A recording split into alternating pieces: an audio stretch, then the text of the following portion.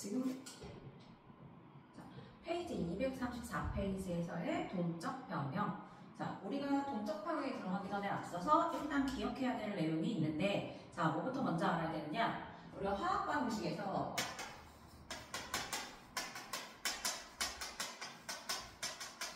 이 화학 반응식을 쓰는 방법부터 먼저 생각을 해야 되는데, 자, 예를 들어 뭘로 할까? 메테인의 연소 반응. 그러면 일단 화살표를 기준으로 왼쪽에는 반응물을 적고, 이때 반응물은 누가 돼야 돼요? CH4에 메테인이 있고, 그 다음에 연소 태우니까 산소기체 O2가 필요하고, 그 결과 생성되는 두 가지 물질, 하나는 CO2의 이산화탄소와 마지막 하나는 H2O의 물 분자.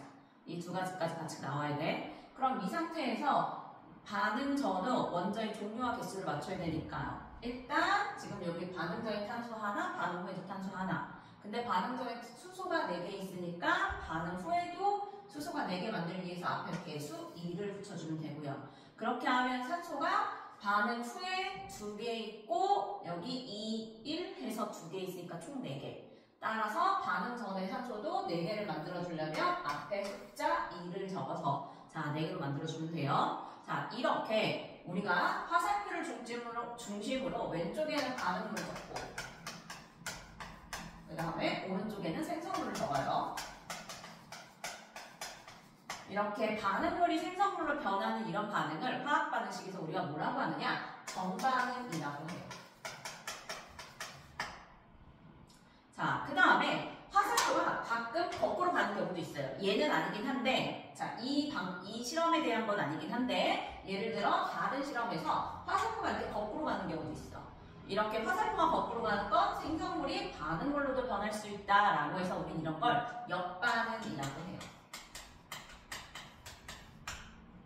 자, 화살표가 오른쪽으로 가면 정반응, 왼쪽으로 가면 역반응. 자, 우리 화학 반응에는 크게 역반응이 가능한 반응이 있고요. 역반응이 불가능한 반응이 있어요. 역반응이 가능한 반응을 우리는 역반응이 가능하다 해서 가역반응이라고 하고요. 그럼 역반응이 불가능하다라고 하면 우리는 그걸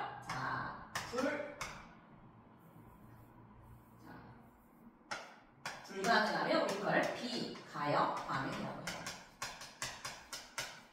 두 가지 다 기억해야 돼요. 일단 가역 반응은 정반응도 되고 역반응도 되고.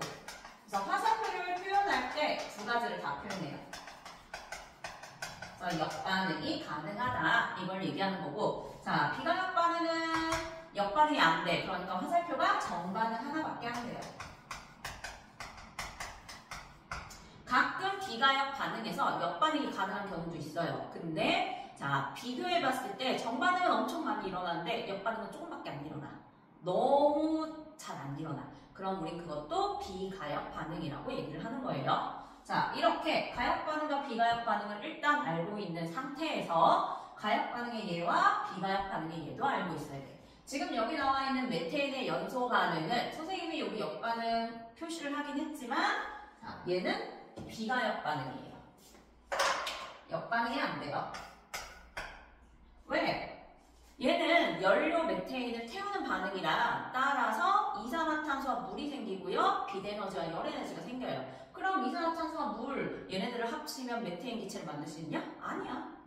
만들 수 없어요. 그래서 역반응이 불가능한 우린 그걸 비가역 반응이라고 해서 보통 일반적으로 연소 반응, 빛과 열이 나는 자, 이런 연소 반응이거나 아니면 자, 또 뭐가 있느냐? 기체가 발생하는 반응.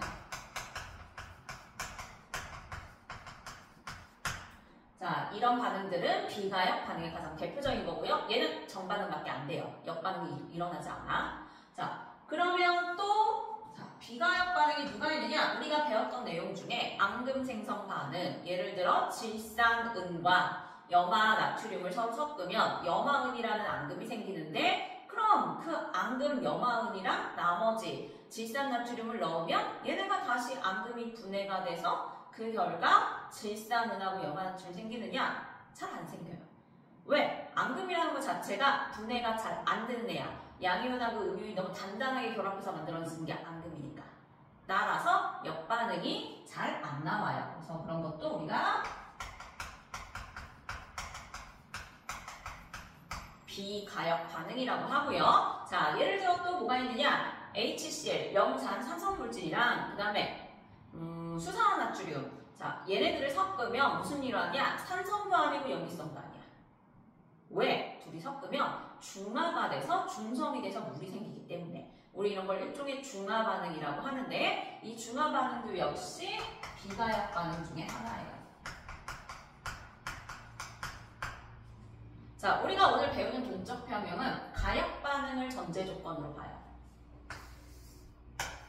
역반응이 가능해야 돼. 그럼 역반응이 가능한 가역 반응은 뭐가 있느냐? 책에 나와 있는 애 중에 가장 대표적인 건 누구 있을까? 자, 책에 나와 있는 것 중에 대표적인 건 화학 반응은 아니지만 물이 기체로 변하는 증발과 기체가 다시 액체로 응결되는 응축, 액화, 즉 기화와 액화가 반복되는 물질의 상태 변화. 얘는 물리 변화긴 하지만 얘도 역시 우리가 가역 반응이라고 보기는 해요. 그래서 이런 물의 증발과 응축. 자, 증발은 액체가 기체가 되는 기화, 응축은 기체가 다시 액체로 변하는 액화. 이런 물질의 상태 변화는 대표적인 대표적인 가역 반응에 해당되는 거고요. 자, 이거 말고도 자, 책에 더 나와 있어. 염화코발트 6수화물이 염화코발트 6수화물이 생성되는 것과 그 다음에 그냥 염화코발트 6수화물이 분해가 돼서 염화코발트 6수화물이 분해가 되는 거, 이런 반응. 염화코발트가 다시 물로 분해가 되는 거. 이 염화코발트 같은 경우에는 우리가 물에다가 염화코발트 종이를 넣으면 얘는 원래 색깔이 푸른색이야. 근데 물과 만나면 색깔이 붉은색으로 변해요. 그래서 우리가 1학기 때 배운 실험 중에 물을 가열해서 수증기가 생기면 그 수증기가 다시 차가운 공기와 만나 김으로 변해요. 액화되는 거지? 그럼 이 김이 물이라는 걸 확인하기 위해서 거기다 우리가 푸른색 염화코발트 종이를 갖다 대. 그렇게 하면 얘가 색깔이 무슨 색으로? 붉은색으로 변했다. 아, 그럼 얘는 물이랑 성질이 동일한 물질이구나 라는 걸 확인하는 실험이 있었어요. 얘도 역시 자, 염화코발트, 푸른색의 염화코발트 종이가 물과 만나 염화코발트 6수화물이 되면서 붉은색으로 변하는 거고요. 그 다음에 걔를 다시 열심히 흔들어서 증발시키면 아니면 헤어드라이기에다 갖다 대면 얘가 다시 물이 증발되면서 염화코발트 종이로 변하면서 그 결과 푸른색으로 다시 또 변해. 왜? 역반응이 가능한 가역 반응이기 때문에 그런 거예요. 자, 그래서 염화코발트에 대한 내용과 그 다음 밑에 보면 황사구리도 나올 거야. 황사구리가 물과 결합했을 때 아니면 다시 결합하는 걸 끊어서 분해가 됐을 때. 자, 밑에 보면 우리 석회동굴 생기는 이 원리도 역시 가역 반응의 가장 대표적인 것 중에 하나고요. 자, 어떤 것들이 가역 반응이 있는지는 알고 있어야 돼요. 그리고 예를 들어 또 가역 반응의 대표적인 게 지금 우리가 열심히 하고 있는 것도 가역 반응이야. 뭘 하느냐? 우리는 세포호흡을 하지. 세포호흡이 뭐였더라? 자, 포도당을 산소를 이용해서 태워요. 그럼 그 과정 속에서 누가 나오고? 이산화탄소 기체가 나오고요. 그리고 물 분자가 생겨요. 일단 개수 다 맞춰주고. 자, 이렇게 포도당을 산소를 이용해서 태우는 이 반응을 우리가 호흡이라고 하는데 이 세포호흡은 2학년 내용에서 배웠어. 역반응도 가능해요. 어떻게? 자, 이산화탄소와 물을 이용해서 포도당을 만들어, 양분을 만들어, 녹말을 만들어. 누가? 식물이. 즉, 이 세포호흡의 역반응은 바로 광합성이에요. 그래서 광합성하고 세포호흡은 서로 정반응과 역반응 관계이기 때문에 우리 이런 걸 가역 반응이라고 얘기를 해요. 같이 알고 있어야 돼. 자, 그러면 우리가 오늘 배워야 될 내용은 동적평형인데, 자, 동적평형은 일단 기본 전제 조건은 가역 반응 안에서 일어나요. 가역 반응 안에서, 즉 역반응도 가능해야 돼. 자, 그럼 동적평형은 어떤 걸 얘기하는 거냐?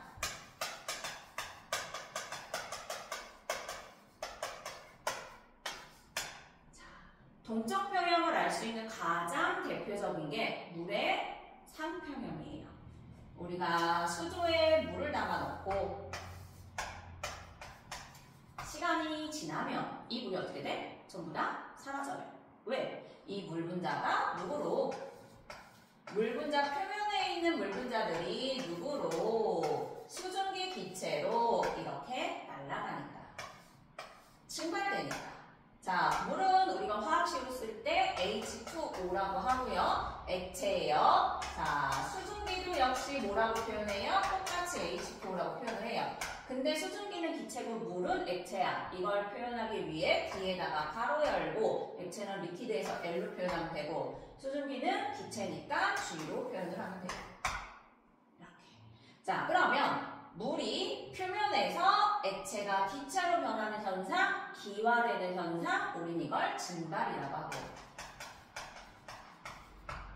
이렇게 증발. 자, 증발되는 입자가 지금 현재 4개 있어요. 그러면 이 입자들이 열심히 이제 뭐해? 자, 분자운동, 입자운동을 해서 그 결과 확산돼서 고르게 퍼져나가요. 그럼 시간이 지나면 얘는 어떻게 돼? 물이 전부 다 증발돼서 물이 다 사라지는 거야. 근데 여기에 우리가 뚜껑을 닫아놓고 실험을 하면 물이 어느 정도는 줄기는 하지만 그 양은 일정하게 유지가 돼요. 모두 사라지진 않아요. 남아있어.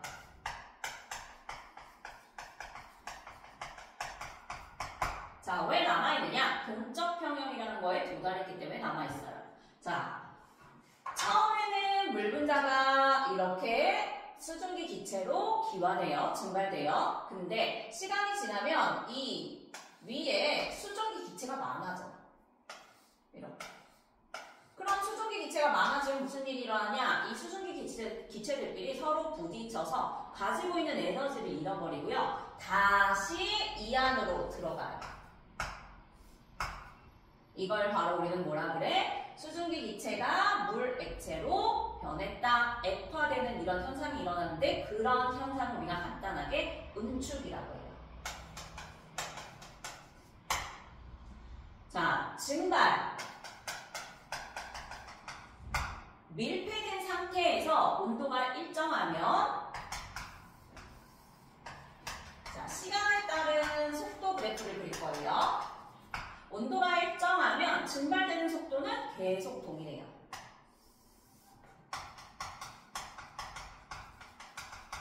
온도가 올라가면 증발 속도가 빨라지는데 온도가 일정한 상태에서의 증발 속도는 계속 일정해요. 이 상태에서 처음에는 수증기 입자가 별로 없어. 그 결과 즉 응축되는 입자가 거의 없어요. 하지만 시간이 지나면 지날수록 수증기 기체들이 많아지기 때문에 따라서 서로 부딪혀서 응축되는 속도가 점점 빨라져요. 그럼 그 결과 무슨 일이 일어나느냐? 응축되는 속도와 증발되는 속도가 서로 같아지는 현상이 일어나요. 처음에는 증발되는 입자가 4개 있어요. 이건 계속 똑같아. 온도가 동일하니까. 자, 그리고 수증기 기체가 별로 없으니까 응축되는 입자가 한두 개밖에 없어. 근데 시간이 지나면 지날수록 어떻게 돼? 수증기 기체가 많아져서 부딪힘이 잦아지기 때문에 응축되는 기체 입자들이 많아져서 자, 처음엔 1개였다가 2개였다가 3개였다가 그러다가 4개가 되는 거야. 즉, 증발되는 입자의 개수와 응축되는 입자의 개수가 똑같아져. 무슨 얘기냐? 증발되는 속도와 응축되는 속도가 같아져요. 이렇게 둘의 속도가 같아지면 증발, 정반응의 속도와 응축, 역반응의 속도가 같아지게 되면 겉으로 봤을 때는 아무 일이 일어나지 않는 것처럼 보여요. 그걸 바로 우리는 동적 평형이라고 하는 거예요. 그래서 동적 평형이란 정반응의 속도와 역반응의 속도가 같아진 상태. 그래서 겉으로는 아무 일이 일어나지 않은 것처럼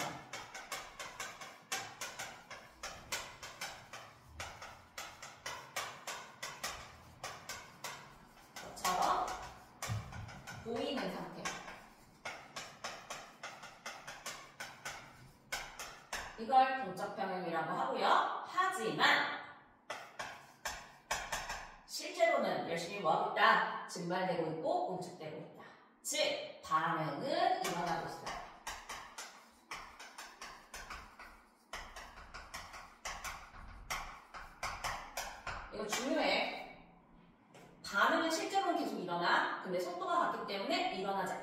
것처럼만 보이는 거예요. 이거 반드시 기억하세요.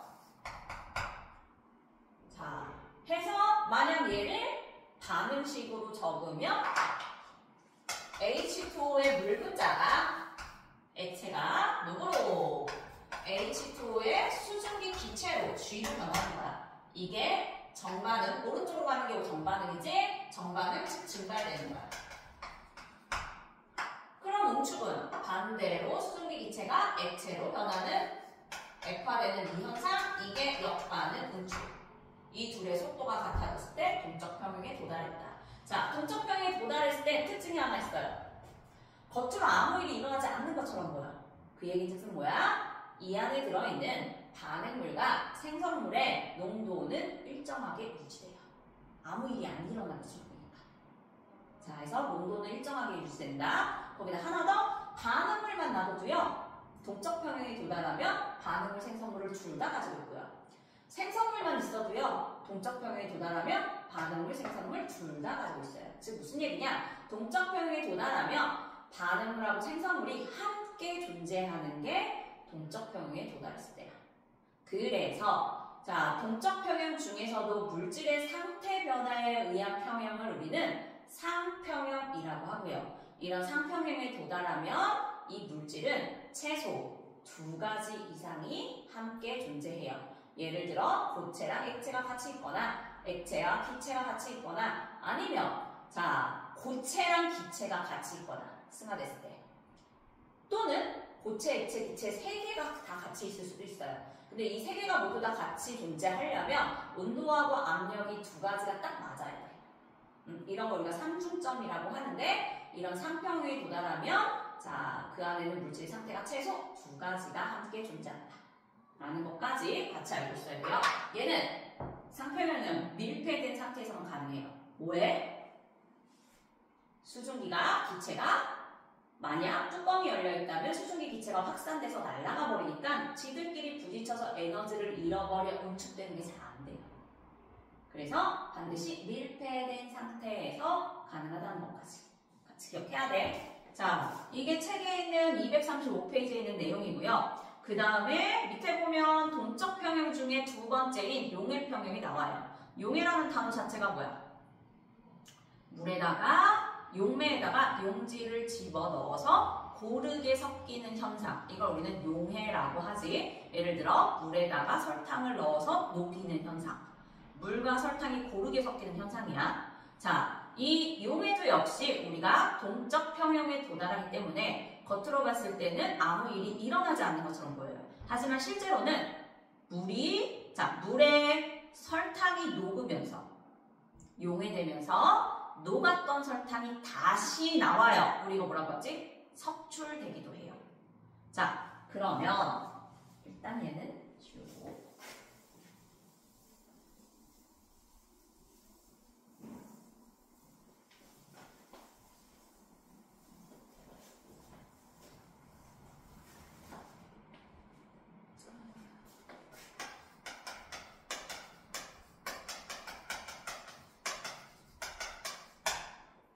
용해 평형을 보면 어떤 걸 우리가 용해 평형이라고 하느냐? 책의 235페이지에 자, 용해 평형. 용질에 용해되는 속도와 그 다음에 석출되는 속도가 서로 같아졌을 때, 동적 평형에 도달했을 때, 그때 아무 일이 일어나지 않는 것처럼 보이는 그 상태를 우리가 용해 평형이라고 한다. 이게 동적 평형이야. 근데 용해됐대. 즉 섞이고 있는 상태야. 예를 들어 용매물에 우리가 설탕을 넣어요. 그럼 이 안에 들어있는 설탕 입자가 물로 이렇게 빠져나가겠지.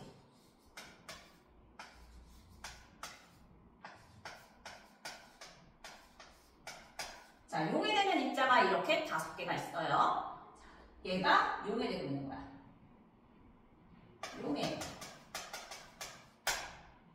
그러면 무슨 일이 일어났냐? 물에 용해되어 있는 설탕 입자가 많아져서 그 결과 한 색깔을 보여줄까? 시간이 지나면 지날수록 물에 용해되어 많아져서 그 결과 이 설탕 입자가 다시 어떻게 돼요? 설탕 분자로 다시 눈에 보이지 않았던 애가 다시 눈에 보이기 시작해요. 이게 다시 나왔다 해서 석출이라고 얘기를 하는 거야. 처음에 용해되는 입자는 5개예요. 근데 자, 석출되는 입자는 한두 개밖에 없어요. 근데 시간이 지나면 지날수록 무슨 일이 일어나냐? 물에 녹아있는 용질의 입자 숫자가 많아져서, 즉 설탕 입자의 숫자가 많아져서 그 결과 석출되는 입자의 속도가 점점 빨라져요. 얘랑 똑같아요. 자, 시간이 지나면 지날수록 역반응인 응축 속도가 빨라지는 것처럼 여기도 역시 똑같이 역반응인 석출되는 속도가 점점 빨라지는 거야. 그 결과 용해되는 속도와 석출되는 속도가 서로 같아지는 이런 상태. 이걸 바로 우리는 용해 평형이라고 해요. 그럼 겉으로 봤을 때는 설탕이 아무 일이 일어나지 않는 것처럼 보여요. 즉 무슨 얘기야? 설탕이 녹지 않은 상태처럼 보여요. 설탕이 왜 안 녹아? 녹을 만큼 최대한 다 녹았다. 이걸 우리는 뭐라고 하지? 최대한 들어갈 만큼 모두 다 들어갔다. 포화 용액에 도달했다는 얘기예요. 포화 상태야. 그래서 용해 평형은 포화 상태일 때, 이때 용해 평형에 도달하는 거예요. 불포화 상태일 때는 용해되는 속도는 빠르지만 석출되는 속도는 아직 느린 상태예요. 이게 불포화 상태. 그러면 자, 포화 상태는 용해되는 속도와 석출되는 속도가 같아진 상태. 이걸 우리는 포화 상태라고 부르는 거야. 자, 그래서 자, 얘까지 용해 평형까지. 그리고 나면 뒤에 우리 누가 나오느냐? 동적 평형 중에서도 물질의 화학 반응에 의한 동적 평형. 그걸 우리는 화학 평형이라고 해요.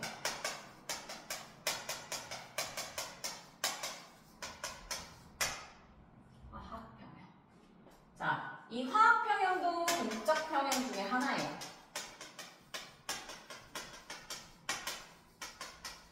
화학 반응에서의 동적 평형을 우리가 화학 평형이라고 하고요. 예를 들어 자, 뭐가 있느냐? 책에 보면 시험관에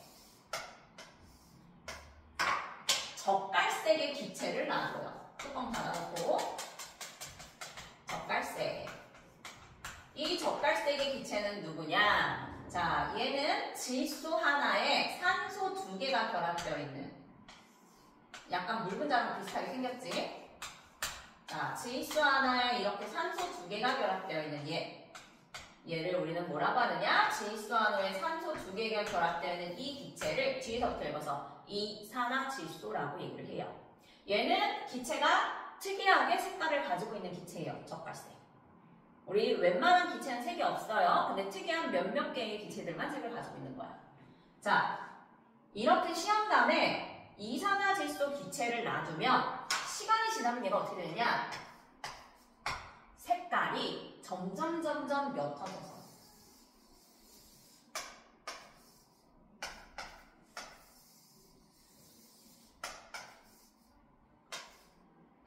색깔이 거의 점점 옅어져서 자, 젓갈색이 거의 없어진 것처럼, 없어진 건 아니지만 자, 너무 옅어져서 옅은 젓갈색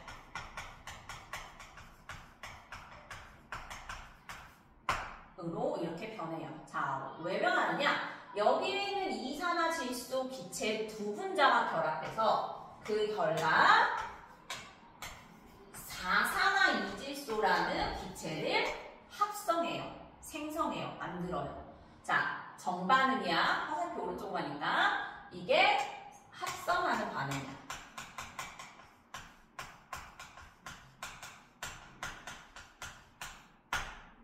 자, 이산화질소 2분자가 결합하여 4산화이질소 1분자를 합성하는 거야. 이게 정반응이에요.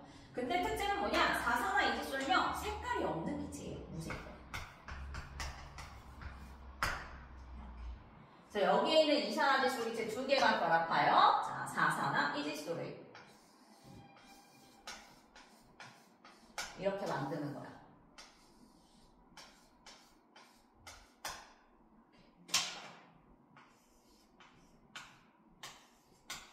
그럼 이 반응을 했을 때 때 얘가 모두 다 자 정반응만 일어난다면 전부 4사나 이지수만 있어야 돼. 근데 뭐라 했어? 완전 무색이 아니라 옅은 적발색이 된다 했어. 왜? 이 4사나 이지수가 다시 분해돼서 2사나 질소 기체를 만들어요. 이게 역반응.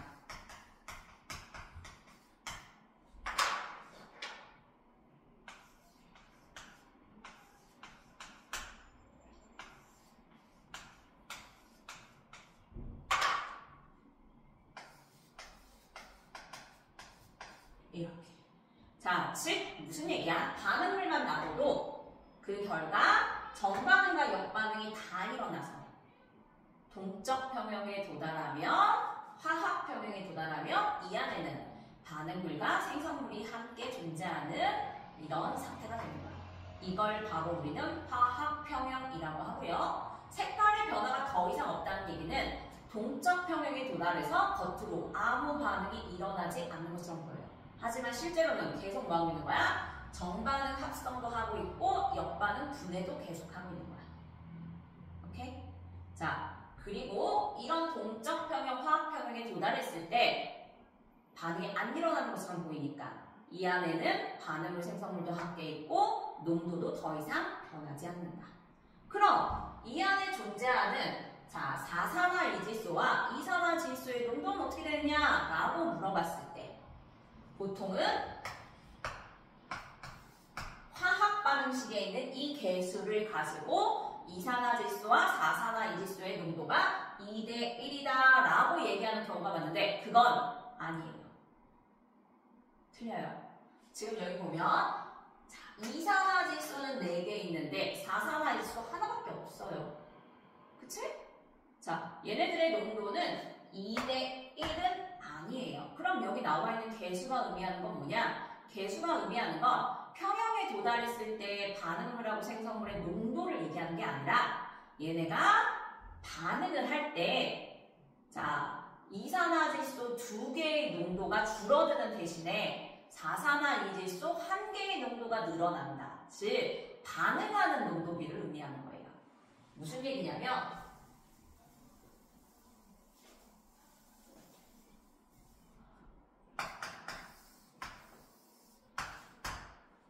자, 얘가 농도야.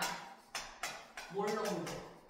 자, 우리 전에 배웠던 몰농도 기억해야 돼. 몰농도란 함은 용액의 부피 1리터 안에 이 안에 용질이 몇 몰 들어있을까? 이 안에 들어있는 용질의 몰량. 이게 몰농도였고요. 자, 그러면 처음에는 이산화질소가 자, 얘가 이산화질소야. 얼마 있다고 할까? 얘가 처음에는 5몰농도 있었어. 아, 5 말고 7몰농도 있었어. 7몰농도 있었어. 그리고 자, 4산화이질소, 무색의 4산화이질소는 하나도 없어. 0. 자, 근데 시간이 지나면 어떻게 돼? 2산화질소가 줄어드는 대신에 4산화이질소가 늘어나요. 자, 2산화질소는 줄어들고요. 대신에 4산화이질소는 점점 늘어나요. 그러면서 둘의 농도가 서로 같아지는데 이때 자, 4산화이질소가 이산화질소가 몇 개 줄어들 거냐면 이산화질소가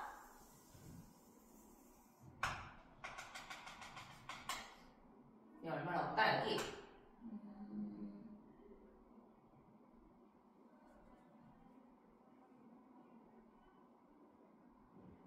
얘 1몰농도라고 할게. 아니야. 자, 얘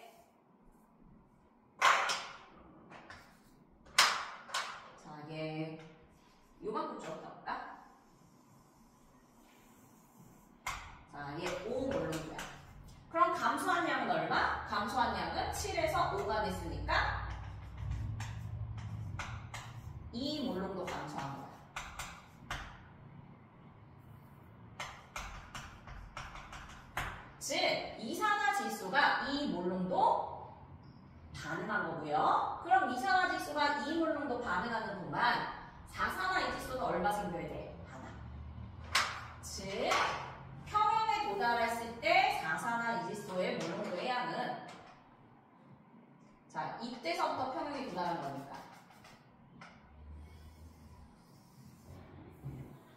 같은데. 이렇게. 얘가 1몰 농도. 왜? 얘가 2몰 농도 감소하는 동안 얘는 1몰 농도로 증가해야 됩니다. 그럼 자, 화학 평형에 도달했을 때 최종적으로 이산화질소, 평형에 도달했을 때 이산화질소의 몰 농도는 5몰 농도예요. 평형에 도달했을 때 4산화이질소의 몰 농도는 얼마예요? 1몰 농도예요. 즉, 평형 상태일 때 얘네들의 농도비는 5대 1이에요. 여기 나와 있는 개수랑은 달라요. 그럼 개수는 뭘 의미하는 거야?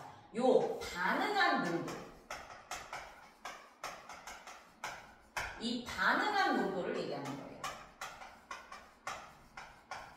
이거 반드시 기억해야 돼요. 반응 농도가 개수비라는 거.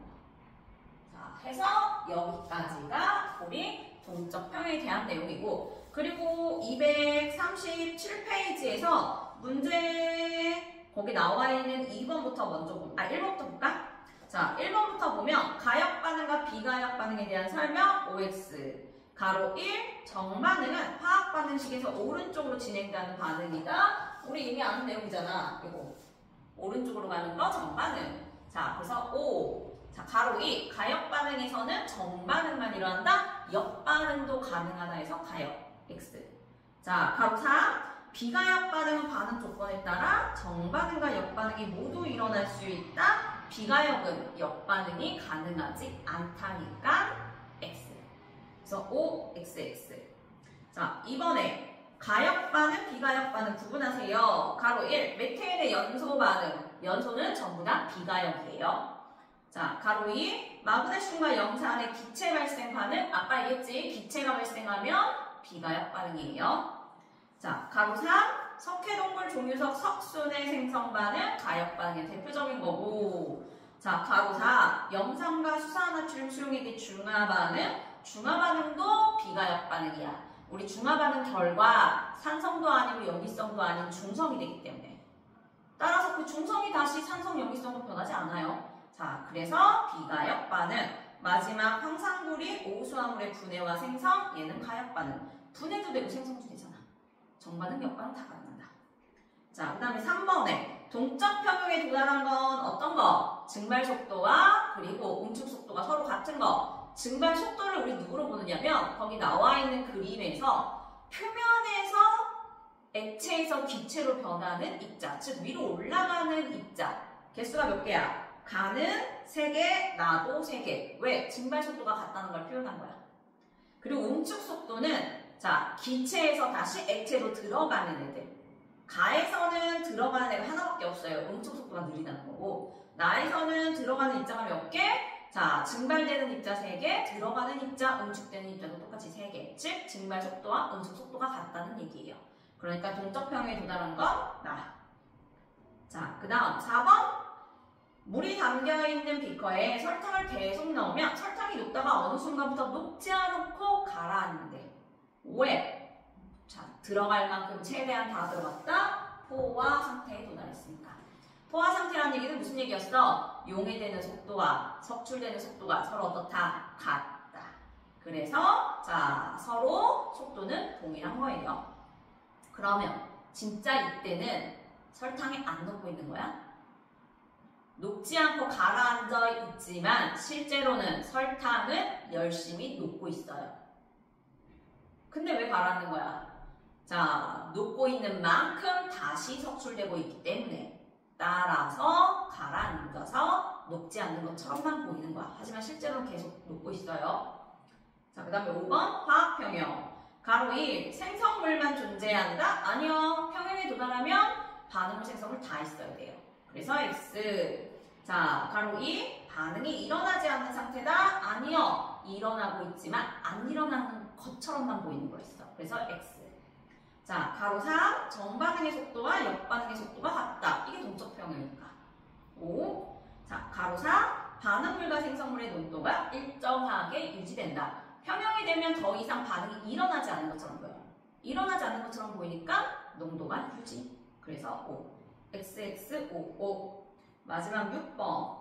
젓갈색을 띠는 이산화질소를 시험관에 넣고 실온에 두면 되면 젓갈색이 점점 옅어지다가 어느 순간부터 더 이상 젓갈색이 옅어지지 않는다. 이는 무색의 사산화 이질소를 생성하는 생성하는 반응 우리 뭐라고 확정하는 이 생성하는 반응을 정반응이라고 하고요. 자, 반대로 분해하는 반응을 역반응이라고 한다. 그래서 기억이 정반응, 그리고 니은이 역반응. 그럼 마지막 디귿은 속도가 서로 똑같대. 뭐에 도달한 거야? 동적 평형에 도달한 거예요. 그래서 여기 디귿에는 동적 평형이라고 해도 되고 아니면 화학 평형이라고 해도 틀린 건 아니에요. 거기까지. 그리고 뒤에 238페이지 대표 자료 분석은 안 풀어도 돼요. 하지만 239페이지, 240페이지, 241페이지에 있는 문제까지는 다 풀어오세요. 거기까지가 숫자.